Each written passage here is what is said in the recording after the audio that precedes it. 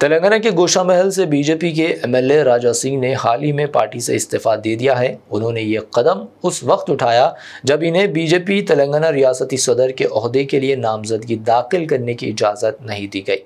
BJP को एक जमहूरी इक़्तिदार वाली पार्टी करार देते हुए राजा सिंह ने बीजेपी तेलंगाना इंचार्ज अभय पाटिल से मुलाकात की और पार्टी सदर के ओहदे के लिए नामजदगी दाखिल करने की ख्वाहिश जाहिर की।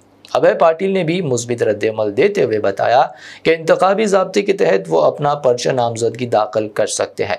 बादअज़ां राजा सिंह ने बीजेपी तेलंगाना सदर के इंतखाब की निगरान खातून श्रीमती शोभा से मुलाकात की और 3 रियासती काउंसिल अरकान की तायीद से एक नामजदगी फॉर्म उनके हवाले किया।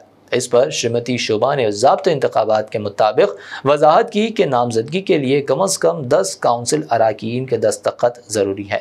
इन्हें मशवरा दिया गया कि मुकम्मल दस्तखतों के साथ नया फॉर्म जमा कराए। ताहम राजा सिंह ने पार्टी दफ्तर से रवाना होने के बाद ये गलत दावा किया कि बीजेपी ने उनकी नामजदगी को कबूल करने से इनकार कर दिया है। बीजेपी तेलंगाना की सरकारी तर्जुमान श्रीमती रानी रुद्रम्मा ने इस पर रद्द-ए-अमल देते हुए कहा कि राजा सिंह का ये इल्ज़ाम बिल्कुल गलत है और गुमराहकुन है। उन्होंने कहा कि बीजेपी एक जमहूरी ढांचे वाली जमात है जहां हर कदम ज़ाब्ते और कवायद के मुताबिक होता है। राजा सिंह गारू उदयम पार्टी आफीस కు రావడం జరిగింది।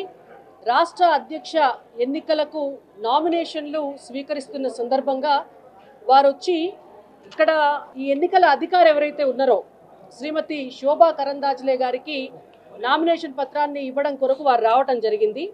వచ్చిన సమయంలో వారు రాష్ట్ర ఇన్ఛార్జ్ అయినటువంటి అభయ్ పటేల్ గారితో వారు మాట్లాడారు। వారు మాట్లాడితే అభయ్ పటేల్ గారు చాలా స్పష్టంగా వారికి ఇది ప్రజాస్వామ్యబద్ధమైనటువంటి పార్టీ, ఈ పార్టీలో ఎవరైనా కూడా నామినేషన్ వేయవచ్చు, వెళ్ళి మీ నామినేషన్ మీరు దాఖలు చేయండి అని చెప్పారు।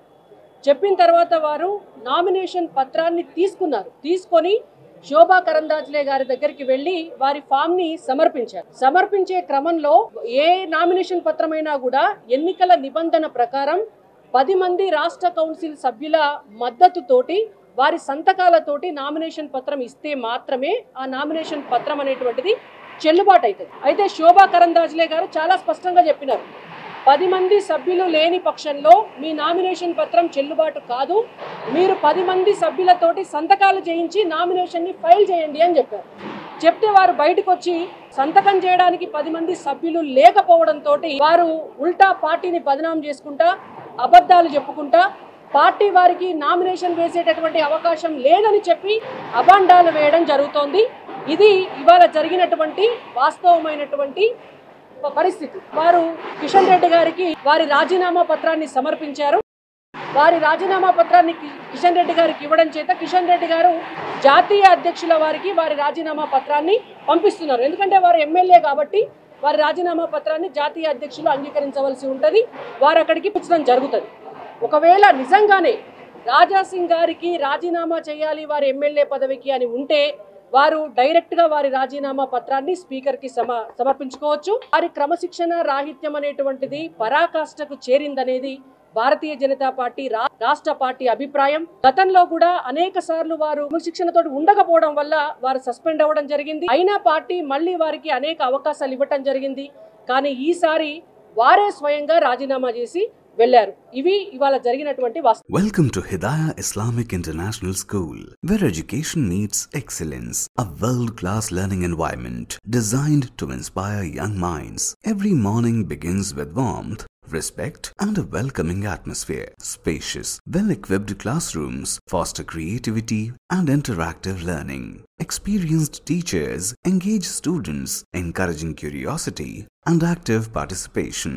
Hands-on experiment in our modern science labs brings learning to life. Technology-driven education ensures students are future-ready. A well-stocked library nurtures a love for reading and knowledge. With strong Islamic values, we guide students in Quranic learning and character building. Beyond academics, we promote fitness, teamwork, and discipline through sports.